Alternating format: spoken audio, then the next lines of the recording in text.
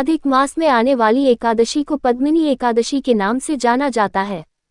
ये 3 साल में एक बार आती है। मान्यता है कि इसका व्रत रखने से व्यक्ति को कई तरह के पापों से मुक्ति मिल जाती है। इस दिन व्रत रखने के साथ साथ कथा का पाठ भी जरूर करना चाहिए। पद्मिनी एकादशी व्रत कथा। युधिष्ठिर ने पूछा, भगवान, अब मैं श्री विष्णु के उत्तम व्रत जो सब पापों को हर लेने वाला तथा व्रती मनुष्यों को मनोवांछित फल देने वाला हो, श्रवण करना चाहता हूँ। जनार्दन, पुरुषोत्तम मास की एकादशी को कथा कहिए, उसका क्या फल है और उसमें किस देवता का पूजन किया जाता है? प्रभु, किस दान का क्या पुण्य है? मनुष्यों को क्या करना चाहिए? उस समय कैसे स्नान किया जाता है? किस मंत्र का जप होता है? कैसी पूजन विधि बताई गई है? पुरुषोत्तम मास में किस अन्न का भोजन उत्तम है? भगवान श्री कृष्ण बोले, राजेंद्र, अधिक मास आने पर जो एकादशी होती है वह कमला नाम से प्रसिद्ध है। वह तिथियों में उत्तम तिथि है। उसके व्रत के प्रभाव से लक्ष्मी अनुकूल होती है।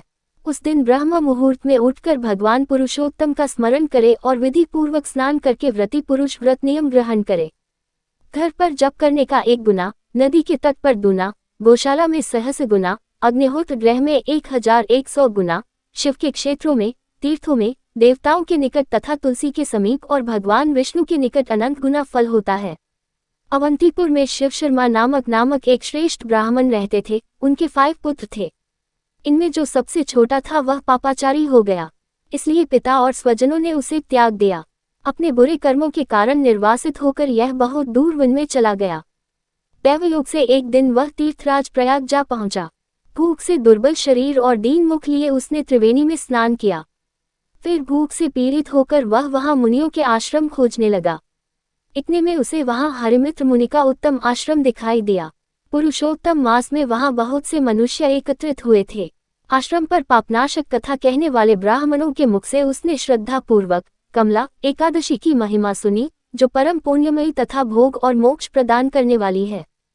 जय शर्मा ने विधि पूर्वक कमला एकादशी की कथा सुनकर उन सबके साथ मुनि के आश्रम पर ही व्रत किया। जब आधी रात हुई तो भगवती लक्ष्मी उसके पास आकर बोली, ब्राह्मण, इस समय कमल एकादशी व्रत के प्रभाव से मैं तुम पर बहुत प्रसन्न हूँ और देवाधिदेव श्रीहरि की आज्ञा पाकर बैकुंठ धाम से आई हूँ। मैं तुम्हें वर दूंगी। ब्राह्मण बोला, माता लक्ष्मी, यदि आप मुझ पर प्रसन्न है तो वह व्रत बताइए जिसकी कथा वार्ता में साधु ब्राह्मण सदा संलग्न रहते हैं। लक्ष्मी ने कहा, ब्राह्मण, एकादशी व्रत का महात्म्य श्रोताओं के सुनने योग्य सर्वोत्तम विषय है। ये पवित्र वस्तुओं में सबसे उत्तम है। इससे दुख का नाश तथा पुण्य की प्राप्ति होती है, अतः इसका यलपूर्वक श्रवण करना चाहिए। उत्तम पुरुष श्रद्धा से युक्त हो 1 या आधे श्लोक का पाठ करने से भी करोड़ों महापातकों से तत्काल मुक्त हो जाता है। जैसे मासों में पुरुषोत्तम मास, पक्षियों में गरुड़ तथा नदियों में गंगाजी श्रेष्ठ है, उसी प्रकार तिथियों में एकादशी तिथि उत्तम है। समस्त देवता आज भी एकादशी व्रत के ही लोभ से भारतवर्ष में जन्म लेने की इच्छा रखते हैं। देवगण सदा ही रोग शोक से रहित भगवान नारायण का पूजन करते हैं। जो लोग मेरे प्रभु भगवान नारायण के नाम का सदा भक्ति पूर्वक जप करते हैं, उनकी ब्रह्मा आदि देवता सर्वदा पूजा करते हैं। जो लोग श्रीहरि के नाम जप में संलग्न हैं, उनकी लीला कथाओं के कीर्तन में तत्पर है तथा निरंतर श्रीहरि की पूजा में ही प्रवृत्त रहते हैं, वे मनुष्य कलयुग में कृतार्थ है। यदि दिन में एकादशी और द्वादशी हो तथा रात्रि बीतते बीतते त्रयोदशी आ जाए तो उस त्रयोदशी के पारण में 100 यज्ञों का फल प्राप्त होता है। व्रत करने वाले को चक्र सुदर्शन धारी देवाधिदेव श्री विष्णु के समक्ष एकादशिया निराहारः घोक्ष्यामि पुंडरीकाक्ष शरण में भवच्युत नित्रांकित मंत्र का उच्चारण करके भक्तिभाव से भगवान का ध्यान करना चाहिए। इससे भगवान श्रीहरि संतुष्ट होते हैं। इस मंत्र का अर्थ है, हे भगवान, मैं एकादशी के दिन व्रत रखकर द्वादशी के दिन व्रत का पारण करूंगा। मुझे आप अपनी शरण प्रदान करें। तत्पश्चात व्रत करने वाला मनुष्य मन और इंद्रियों को वश में करके गीत, वाद्य, नृत्य और पुराण पाठ आदि के द्वारा रात्रि में के समक्ष जागरण करें।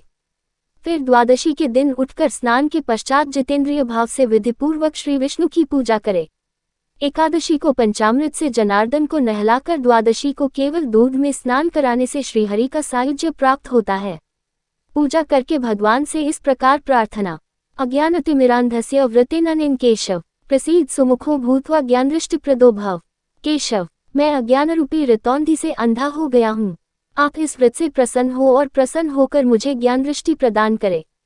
इस प्रकार देवताओं के स्वामी देवाधिदेव भगवान गदाधर से निवेदन करके भक्तिपूर्वक ब्राह्मणों को भोजन कराए तथा उन्हें दक्षिणा दे। उसके बाद भगवान नारायण के शरणागत होकर बलिवैश्वदेव की विधि से पंचमहायज्ञों का अनुष्ठान करके स्वयं मौन हो अपने बंधु बांधवों के साथ भोजन करें। इस प्रकार जो शुद्ध भाव से पुण्य में एकादशी का व्रत करता है, वह पुनरावृत्ति से रहित वैकुंठ धाम को प्राप्त होता है। भगवान श्री कृष्ण कहते हैं, राजन, ऐसा कहकर लक्ष्मी देवी उस ब्राह्मण को वरदान देकर अंतर्धान हो वह गई। फिर वह ब्राह्मण भी धनी होकर पिता के घर पर आ गया। इस प्रकार जो कमला एकादशी का उत्तम व्रत करता है तथा एकादशी के दिन इसका महात्म्य सुनता है, वह सब पापों से मुक्त हो जाता है।